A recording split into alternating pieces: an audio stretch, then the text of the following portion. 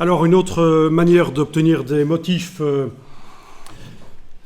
bien sûr, il y a les bibliothèques de Adobe. Si vous êtes abonné officiellement à la Creative Cloud, vous avez accès à des bibliothèques qui vous donnent plein de ressources pour tous les logiciels Adobe, que ce soit des images, des motifs, des textures, etc. Mais il y a aussi possibilité d'aller chercher ça sur le web. Alors, mais par exemple, tapez dans un navigateur web, dans Google, vous tapez par exemple ceci, Download Photoshop Pattern, donc télécharger motif Photoshop. Je l'écris en anglais bien sûr, puisque le web c'est en anglais pour la plupart des pages. Et je ne sais pas si vous tombez sur un lien là, le troisième, est-ce que c'est ceci, les 54 motifs? Je n'ai jamais essayé celui-là. Il y en a des milliers, parce qu'il y a énormément de gens qui utilisent Photoshop dans le monde, donc, et qui mettent des motifs en ligne à télécharger, même gratuitement, voilà. Bon, il y a parfois des putaclics là-dedans, hein, c'est-à-dire que vous allez cliquer pour télécharger un motif et ça va vous amener vers autre chose qui essaye de récupérer vos informations, vos mails, etc. Donc, mais celui-là, je viens de le tester il y a 2 minutes et il n'a pas l'air d'aller trop mal, donc... je n'ai pas été jusqu'à le mettre dans Photoshop, donc on va tester ça. Donc vous allez éventuellement faire un commande-clic ou contrôle-clic sur le PC, commande-clic sur le lien ici pour l'ouvrir dans un nouvel onglet. Voilà. Et vous allez choisir. Bon, on va peut-être essayer le premier là. Pourquoi pas. Ou je suppose qu'ils seront tous à peu près pareils. Le dernier de la ligne, là, il a l'air pas mal chez moi, hein, parce que chez vous, il est sur une autre ligne, parce que j'ai un écran qui n'a pas la même résolution que vous. Voilà, je clique là-dessus. Bon, bien sûr, il y a le piège qui est là, c'est pas là le bouton download, c'est plutôt ici, en fait. Hein. Ça, c'est une pub. Voilà. Donc, c'est comme ça que les sites se rétribuent, hein, avec des clics sur des publicités en faisant croire que... Voilà. Enfin, vous connaissez, hein, vous êtes des jeunes, vous connaissez tous les pièges du web. Bon, ben, essayons ça. Téléchargement, voilà. Il demande d'enregistrer le fichier, qui sera un zip. Voilà, on le télécharge. Alors, je n'ai pas précisé ici que je voulais un motif au raccord, un motif qui, quand on le met côte à côte, on ne voit pas le raccord, en fait. Hein. Mais il est fort probable qu'ils seront tous au raccord, ceux qu'on va télécharger, ceux qu'on vous propose. Alors ceux qui ont eu un problème pour télécharger le zip, vous pouvez éventuellement essayer ceci. Je viens de le mettre sur un serveur. Donc il faut taper ceci exactement dans le navigateur web. C'est juste pour ceux qui n'ont pas réussi à télécharger le zip pour une question de firewall. Je vous tapez ceci et touche entrée et ça devrait vous mettre la liste ici. Et en cliquant là-dessus sur le zip, ça devrait le télécharger. Donc je vous remets l'adresse ici.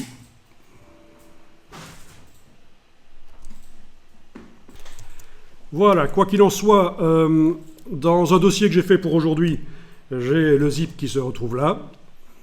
Voilà, je l'ai transféré de mon dossier téléchargement vers le dossier que j'ai créé juste pour aujourd'hui. Voilà, donc c'est bien groupe 2, cours 3, CGR. Donc sur le Mac, je double-clique sur le zip pour le dézipper. Sur le PC, vous devez faire un clic droit extraire. Parce que si vous double-cliquez sur le zip sur le PC Windows, vous allez avoir l'impression que c'est dézippé, mais en fait non, c'est juste aller voir ce qu'il y a à l'intérieur, ça ne dézippe pas. Ce sera inutilisable par les logiciels Adobe. Donc apparemment, qu'est-ce qu'on a là-dedans? Donc je suis en train de vous montrer que c'est très intéressant. Sur le web, vous avez plein de ressources. Plutôt que de réinventer la roue, de tout créer par vous-même, ça fait partie du boulot d'infographiste d'aller chercher des choses sur le web et de les réutiliser, surtout si, voilà, si c'est du domaine public. Bon, il y a aussi des choses payantes. Et donc, évidemment, en tant que stagiaire, là, vous ne devez pas payer, mais je veux dire, dans le monde professionnel, on peut aussi parfois payer des photos, des morceaux d'illustration, des motifs. Bon, alors, les images PNG qui sont là, elles sont là pour vous montrer quel est le contenu du fichier de pattern de Photoshop. Donc on va tenter de le charger dans Photoshop. Le fichier pattern. Donc dites-vous bien que les images PNG, elles ne vont pas servir directement dans Photoshop. Normalement, on a un dossier pattern qu'on va pouvoir charger dans Photoshop. Alors, allons-y. Alors, édition remplir. On va voir ici, dans la palette des motifs, dans le petit menu qui nous avait servi à choisir les motifs qui sont dans Photoshop déjà. Ben, voyons un peu, qu'est-ce qu'on a? On a chargé les motifs. Voilà, si on charge les motifs, évidemment, ça va charger les motifs qu'on vient d'aller chercher sur le web. Ça va les charger à la suite des motifs qui sont déjà dans la palette. Donc, on va essayer ça, charger les motifs. Bon, alors, voyons un peu ça. Je vais dans le dossier là où ça doit se trouver. Vous avez trouvé votre fichier flowersfields.pat? Voilà. Ouvrir. Et elles sont là, disponibles. Je décide laquelle je vais remplir. Ben celle-là, par exemple. Voilà, elle a l'air sympa. OK. Et voilà. Donc, un motif du web utilisé dans Photoshop. Donc oui, il ne faut pas mettre sur la clé USB. Alors je vous explique une fois pour toutes, vous êtes débutant en infographie, une clé USB c'est quoi? C'est un espace de stockage. Ce n'est pas un espace de travail. Une clé USB, c'est pas comme un disque dur. On ne met pas des fichiers dessus, on n'enregistre pas directement du logiciel vers la clé USB pendant qu'on est en train de travailler. Donc ça ne se fait pas, ça va foirer tout. Il n'y a pas de système de vérification d'écriture sur la clé USB quand vous enregistrez directement de Photoshop vers la clé USB, par exemple. Donc votre fichier, il apparaît sur la clé USB, mais il est peut-être corrompu, on ne sait pas, ça n'a pas été vérifié.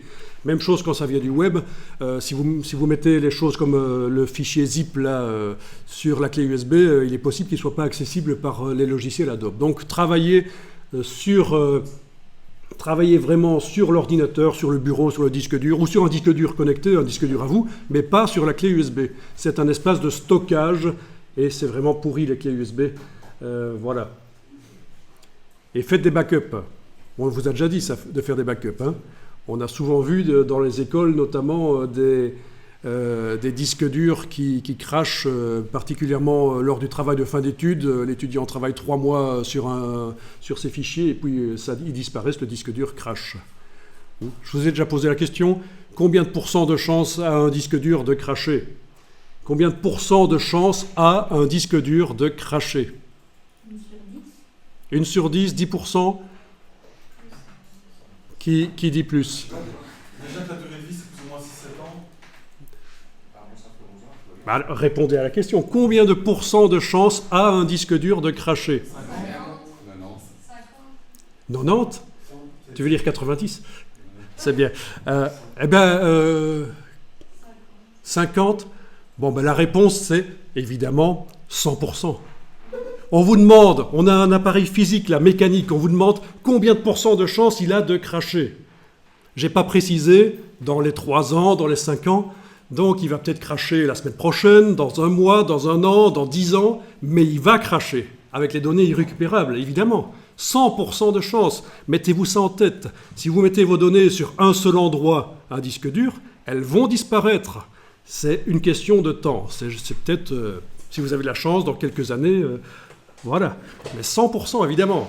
C'était une question piège. Si j'avais précisé une certaine période, voilà.